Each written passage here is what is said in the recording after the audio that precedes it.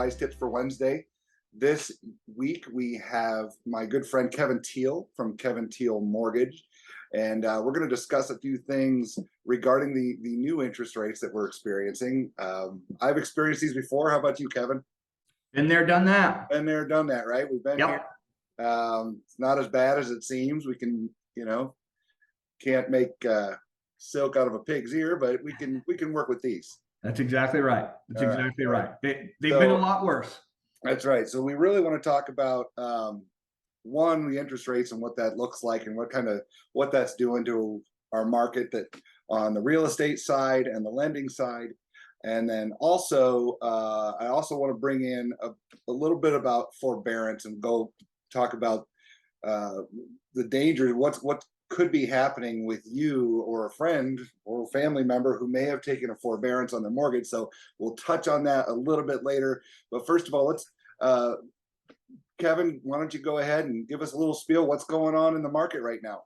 I'm glad we're talking today. Today was a good day. As from my side of the fence, things are starting out at about 4.875 today. Okay. Which is really good news. It's not 3, it's not 4 as it were in January, but it's not 6 as it was in May. Yeah. And so for a guy like me to have it come down a full point in the last 30 days, it's just a very, very good thing. It's going in the right direction, and it allows a lot more people to get into the market at a lot lower price. So it's been a really good 30 days. And what that means for me is when things have come down a point, so as they were 6 in May, now they're 4.875 today. What that really does is if you were going to qualify for a house and the interest rate was so high and it pushed you out of the market, there are 2 things that result from that. Number one, coming down by a full point, theoretically, you could qualify for about $60,000 more of a house than you could in May. Okay. Right? The other side of that is same house will now cost you about $300 less a month than it did in May.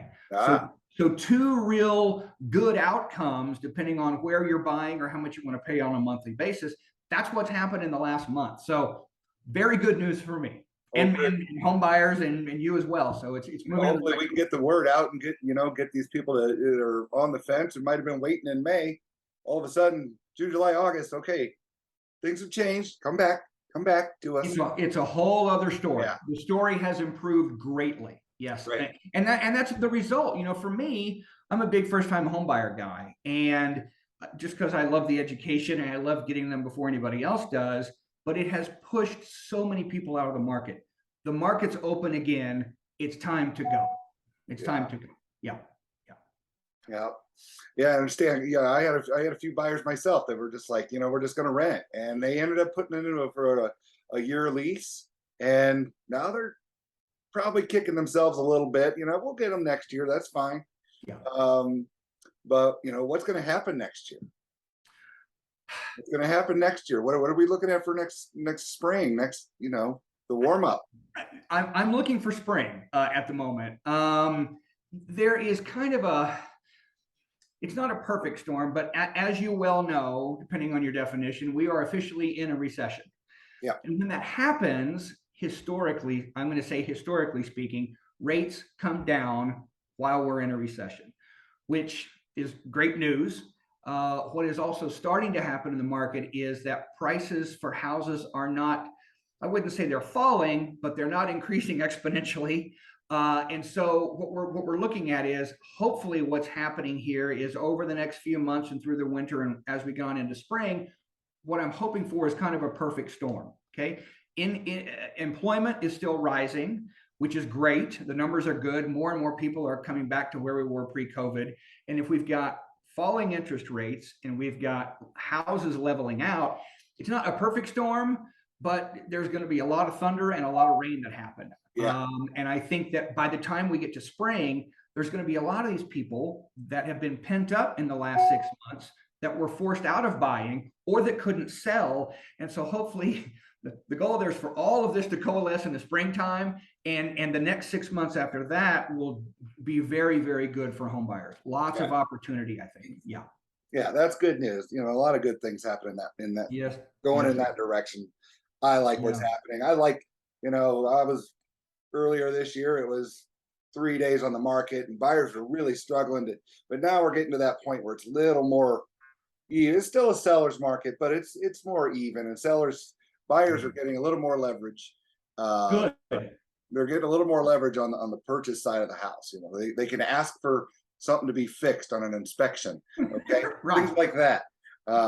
You know, because which is rough. You hate to advise your client to say, listen, we're waiving appraisal, we're waiving everything, we're giving, you know, we're going to give them 20 pizzas to help them move, you know, whatever we're doing, you know, this is what we got to do. Well, now we're not seeing that anymore, That's right? Yeah, good. not quite so much. So definitely a lot a lot less stress on the buyers agents out there. Yeah. Okay, Yeah. listing agents now we have to go to the sellers like, well, you know, we're seeing price reductions now, and it's not what it was in January. Right. Those are the conversations that we're having.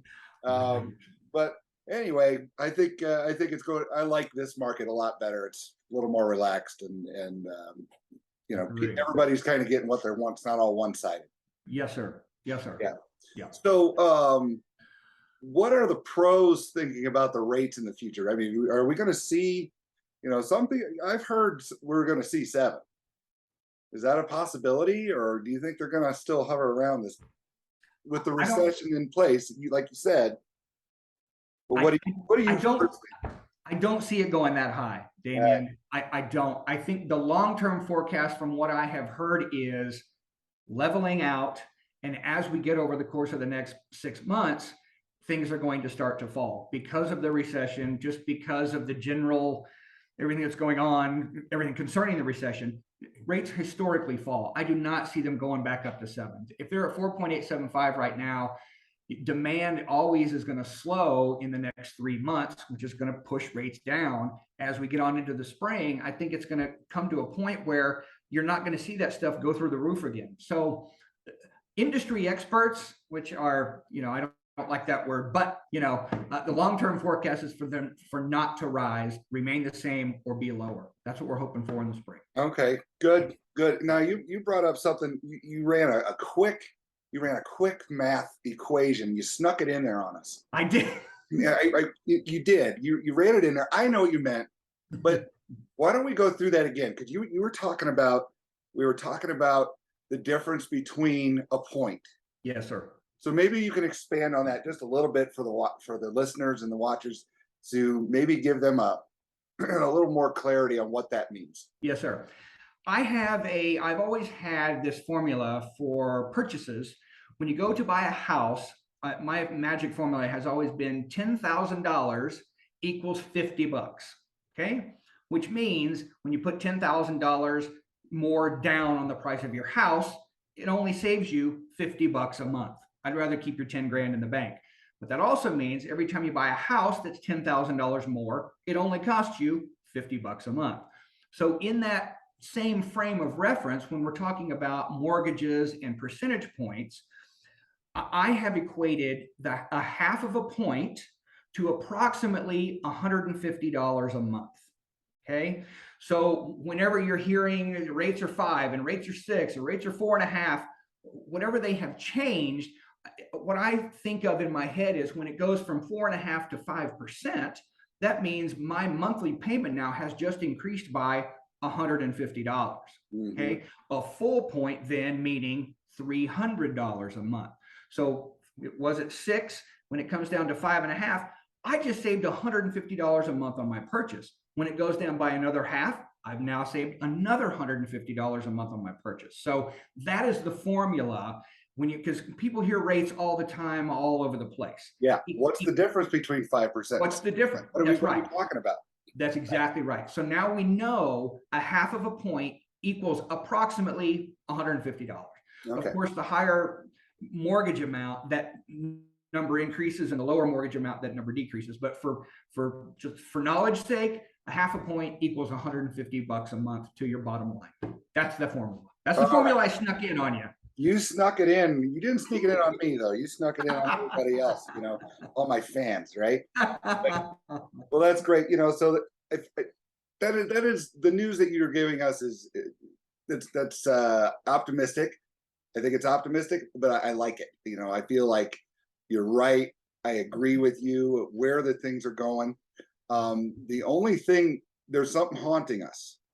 Yes, Gonna I sneak agree. up on people, right? And people ask me all the time, like, you know, are we gonna see short sales again? Are we gonna see the bottom fall out and have foreclosures and short sales? And I said, well, you know, I don't think so. You know, I said we're gonna see some, Mhm. but we're not. There's so much equity right now with people. If you bought a home, I don't care if you bought a home last year, you're probably looking at, you know, 8 to 10% in equity in 1 year. Okay. Now, so I really feel like people have enough equity that they can bail themselves out of any Yes. problems they might have, you know, maybe job loss, things like that, because of COVID. I mean, COVID was a pain in the butt, you know. So, but what a lot of people did is they really got scared, especially if they were a business owner or things like that. And they took a forbearance. They went to their bank and they said, "Tell me about this forbearance. I want it. I want this safety net so I'm okay if I don't make a payment." Right? Well, if you took a forbearance in 2020, is now 2022, and the extension is up, a lot of those forbearance agreements say, okay, now at the end of this, you're going to owe us the money that you didn't pay. You know, we let you go, we let you slide on the payments, but it's not like they're forgiving the payments, and it's not like they're going to tack it onto the end of the loan at the, No, sir. you know, at the end. That's not how that works. These forbearance could be very painful. They could be 2 years of no payments in one balloon payment that they're going to want to collect. Now, I'm assuming that banks will work with you on a payment plan if you cannot make that balloon payment, because they don't. Banks are not in the business of owning houses, right? They're investors. They're investors. So chances are likely that you will be able to get some sort of a modification, but you're going to have that sitting here if you didn't make a payment. Mhm. That's what I want to warn people about. If you took a forbearance or something like it and you're not exactly sure when that started and what that means at the end, you may want to contact your banker, call me, call Kevin, Yep. call somebody, and let's make sure you're going to be okay. Because I mean, if I had a balloon payment of 50 grand come up, that's painful. That could have put me in a tight spot. So I just want to make sure that people are aware that that is coming up. Those extensions are over. Your bank, when depending on when you started that forbearance, may be coming due very soon. So contact your bank, contact myself, contact Kevin, and let's put you in a good place. Make sure, I mean, because there's possible you know, if it's going to be a struggle, we can refinance, we can sell your house, we can, you know, we can walk you through your options. Okay, so anyway, I just wanted to say Agree. that before I got at the end of it. Agree. Agree. But Kevin, I always have a wonderful time talking with you. Such a great guy. Thank you. You're Appreciate always it. smiling. I really appreciate that. I need that. And we got to hit the links very soon. Yeah, I'm in. I'm down. We got to hit the links. Okay. Yep. But again, thank you for being on here today. And I'm glad it actually recorded this time. Me too. I know your time is valuable and my time is valuable, but we appreciate you coming on, and we'll talk to you again real soon. All right. That sounds great. I look forward to it. Thank you, Thanks, sir. everybody. Appreciate it. Oh, hey, Kevin, before we Oh, go, how can people get a hold of you? a few easy ways. You can search Kevin Teel Mortgage on Google. You search Longmont Mortgage. Hopefully, I come up first. That's what. That's always the goal. Check out our reviews and everything. But Kevin Teel Mortgage is the easiest, or you can call me 303-709-3328. That's my brand new cell phone. So thanks to the other one that doesn't work anymore. So that's the easiest way. All right, and as always, you can reach me at the Wise Team, staff at thewiseteam.com, or you can check us out on our website, thewiseteam.com, or you can call me directly, 720-600-1960. Again, Damian Wise with the Wise Team and Kevin Teel saying thank you. Thank you. We'll see you next time, guys. Bye. All right.